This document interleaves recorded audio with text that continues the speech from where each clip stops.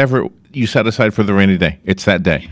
Yeah. Whatever it is you set aside. What do you set aside for a rainy day? I'm not really literally asking you, Robin, but what comes to mind? What would you? Of course, we're so busy, we can't set anything aside for a rainy day. What would you set aside if you were retired? Like, what would you put aside? Oh, hot chocolate and a movie. Oh, that sounds good. Yeah, that's what I That would sounds good. That sounds good.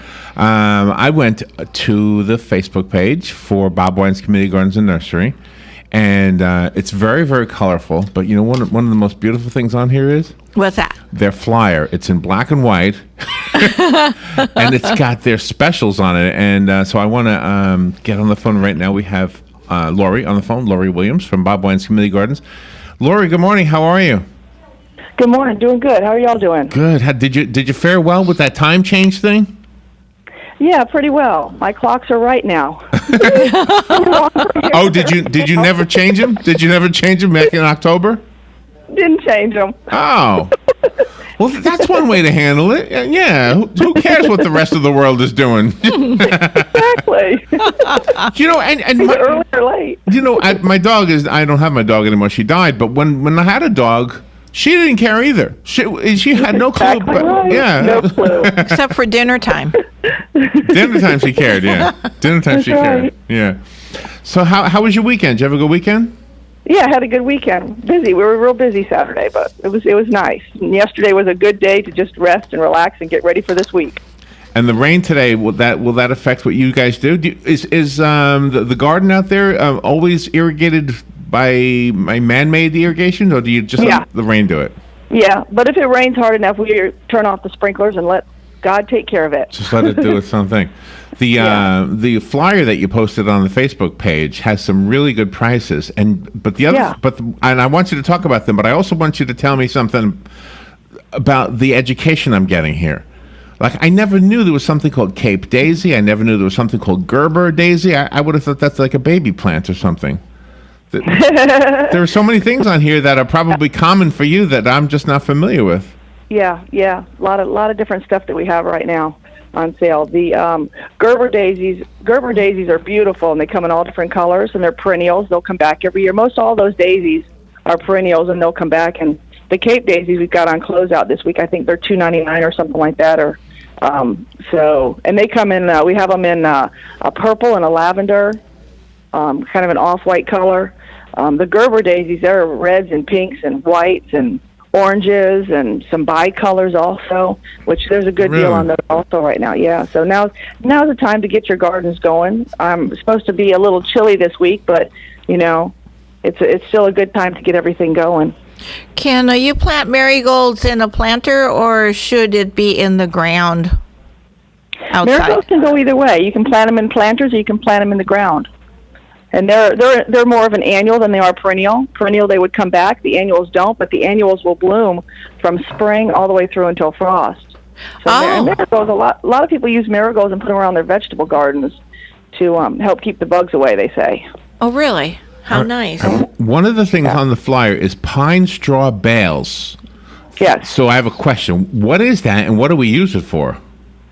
Pine straw bales, it's an extra large size because you can get them at Lowe's and Home Depot. There's a smaller size bale that you get.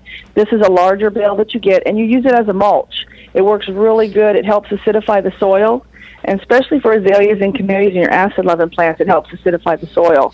And it just breaks down and decomposes real well, and it does help keep the weeds away also. So it makes a very good mulch. Really? And what is it, the pine needles that fall off of the pine trees? Yeah. It is. It's the pine needles that fall off of the pine trees, and they bale it up, get it real compact and kind of a rectangular shape, and then they twine it up, and then they ship it to us, and we sell them as bales of pine straw. Oh my goodness! I would have never known you could use that. So that means the floor of like when you're in the forest where all the pine trees are, that floor must be very conducive for acid-loving plants, I guess, right? Yes, it sure is. Huh.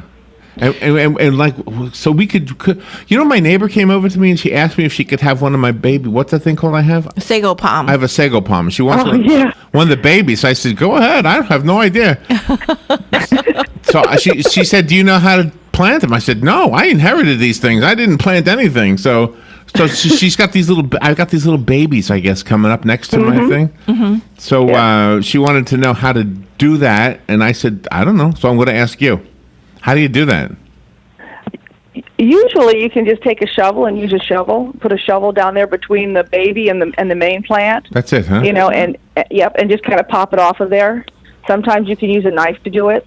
Really? Kind of like a machete or something, and then just pop them off of there and put them in a pot with some potting soil, or just put them right in the ground.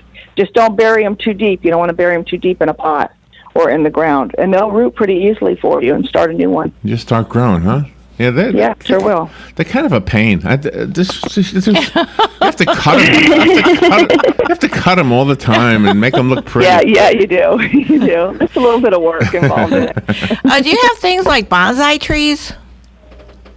We don't have any bonsai trees, but we carry. We have eugenias and we have junipers that have like cone shapes to them, and some of them have like the 2 or 3 balls to them.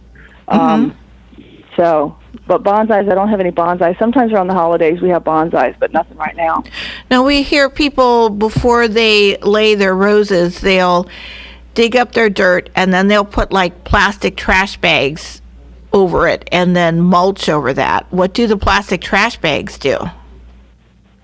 I don't know why they would use plastic trash bags. I would use like a ground cover mat, if anything, rather than a plastic bag. Oh, so that's the ground. I mean, maybe they're using it to help keep the weeds out or something, but the ground cover mat would work much better because the water and the fertilizer and stuff would still go through. Whereas that plastic, nothing's going to go through it. Oh, so the ground cover will not make the weeds grow, but it'll suck up the water then, the moisture? Right. Oh, okay. And do you sell those, the ground cover mats? Yeah, we sure do. We have ground cover mat. We have a real thick ground cover mat that's stronger and heavier than some of the other ones. Some of the other ones almost like a cloth, whereas this one just works much better and it lasts a lot longer. And it really does help keep the weeds out. Laurie, is a conversation piece, is that the name of a flower? A conversation piece? Yeah, it's an azalea. It's called conversation piece. And the thing about it is it puts on like 3 different color blooms. It'll put on a solid pink bloom, it'll put on a white bloom with some dots in it, and then it'll put a striped one on too. So it's a conversation piece when you look at it, because it's got all those different blooms on it. That's how it's got it. You know what if I were you, I would put a microphone right by the conversation piece, just so you could. I mean, wouldn't you love to hear the conversations? That would be fun. Absolutely. I could imagine 2 people standing there going, "Hey, what is that? That's a conversation piece." Oh yeah, it reminds me of my Uncle Huey. Yeah, exactly. Why? Because Uncle Huey turned 3 different colors. Remember? So does each plant take a different kind of fertilizer, and maybe some doesn't need it at all? You'd be able to help me with that, because I'm pretty novice. Most plants are going to want fertilizer one way or another. And there's some fertilizers that we have that are kind of like an all-purpose fertilizer that you can pretty much use on everything.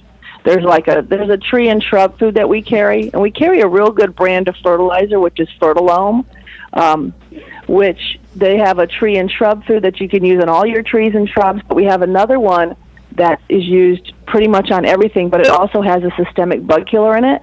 So it helps keep the spider mites and the caterpillars and stuff off of your plants also. And usually you use that fertilizer like 3 times a year. We carry it in a couple different sizes. And now's the time of the year to fertilize anyways. March is the month to fertilize. So whether you're fertilizing the lawn or you're fertilizing your plants. And then as far as the lawn fertilizer goes, we've got a couple really good lawn fertilizers. We have one which is put out by High Yield, and it's good on all Florida lawns. Takes care of the weeds, and it also fertilizes. And then we have another one that we've just gotten in that works very well. We use it around the nursery, which is a dollar weed killer. It's just dollar weed.